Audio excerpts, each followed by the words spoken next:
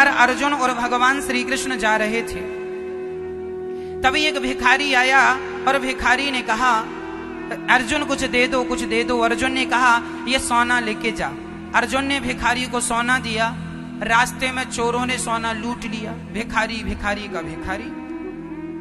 अच्छा, कुछ लोगों की जिंदगी में कितना भी धन आ जाए पर उन्हें वो फलता बिल्कुल नहीं। मैंने सुना था कि कौन बनेगा करोड़पति में 2006 में एक व्यक्ति ने 5 करोड़ रुपए जीते थे कौन बनेगा करोड़पति में। और जब घटना 2006 की है या 8 की है ये तो कंफर्म नहीं है, पर जो कथा है वो कंफर्म है। कौन बनेगा करोड़पति में एक बार एक व्यक्ति ने 5 करोड़ जीते थे और 5 करोड़ जीत तो लिए साहब, बिल्कुल गरीब आदमी था, जीत तो लिया, 5 करोड़ पा लिया। लेकिन अभी मैंने उसके बारे में सुना कि वो 5 करोड़ पाने के बाद भी जस का तस अर्थात ज्यों का त्यों है, सारा पैसा बर्बाद कर दिया उसने। मैया जी, पैसा मिल जाना बड़ी बात नहीं, पैसा मिल जाए तो उसका उपयोग क्या करना है ये बड़ी बात हो। आपके पास पैसा आ जाएगा ये कोई आश्चर्य की बात नहीं है, बड़ी बात नहीं है, पर आपके पास पैसा आएगा तो आप उसका प्रयोग क्या करेंगे, कहां खर्च करेंगे, क्या करेंगे उसका। उस आदमी ने गलत जगह पर पैसा लगाया, डूबता चला गया, ज्यों का त्यों। पैसा आता सबके पास है, कहते हैं ना ईश्वर मौका सबको देता है, लेकिन कोई उस मौके का सही उपयोग कर लेता है, कोई उस मौके का दुरुपयोग अर्थात उस अवसर को ठुकरा देता है। और मैं पहले कह चुका हूं कि जिसने समय को एक बार ठुकराया समय उसे बार बार ठुकराएगा, इसलिए कभी समय को ना ठुकराना। यदि हम आपसे कह रहे हैं कि आप किसी एक वृद्ध मां को जीवन भर भोजन देने का संकल्प लो, एक मां को गोद लेने का संकल्प लो और आप योग्य हैं तो जरूर आप सेवा कीजिएगा। यदि आप योग्य होकर यदि सेवा नहीं करेंगे तो यही समय को ठुकराना है। अर्जुन ने सोना दिया, उस भिखारी ने सोना लेके गया, चोरों ने लूट लिया। फिर पहुंच गया, अर्जुन कुछ दो कुछ दो कुछ दो। अर्जुन ने एक मणि उठाकर दी, वह मणि बहुत कीमती थी। अब भिखारी को सोना और मणि मिली तो उसने सोचा मैं अपने लिए घर बनाऊंगा, राजा बनूंगा, ये करूंगा, पैसा आ गया, ये करूंगा, वो करूंगा। तभी उसे प्यास लगी और पानी पीने सरोवर में गया, उसकी मणि सरोवर में गिर गई। लाख ढूंढा पर मिला नहीं। ज्यों का त्यों फिर पहुंच गया, अर्जुन से भीख दे दो। अर्जुन ने कहा 2 बार मैंने दिया, तेरी दरिद्रता नहीं गई, इसका अर्थ है तेरे भाग्य की रेखाओं में दरिद्रता ही है।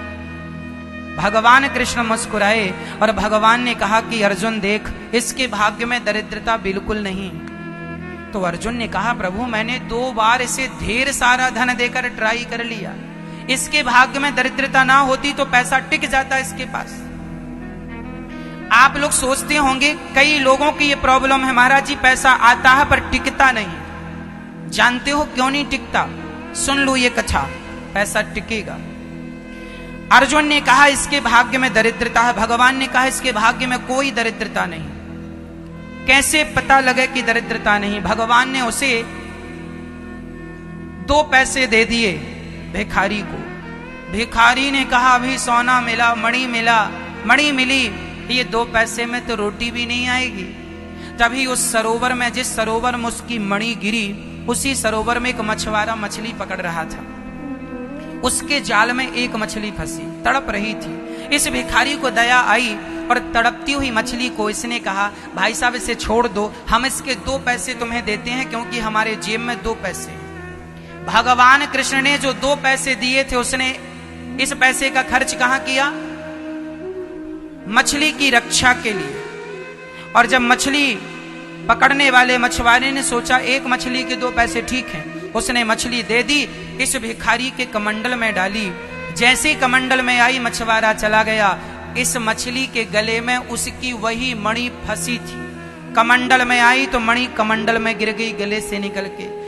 ये भिखारी चिल्लाया मिल गई, मिल गई। तो वहां से चोर गुजर रहे थे, चोरों को लगा हमारी खबर से मिल गई, अभी राजा को बताएगा, सजा होगी। चोरों ने इसका सोना लौटा दिया। भाई साहब हमारी शिकायत ना करना, इसकी खोई हुई मणि और खोया हुआ सोना भी मिल गया।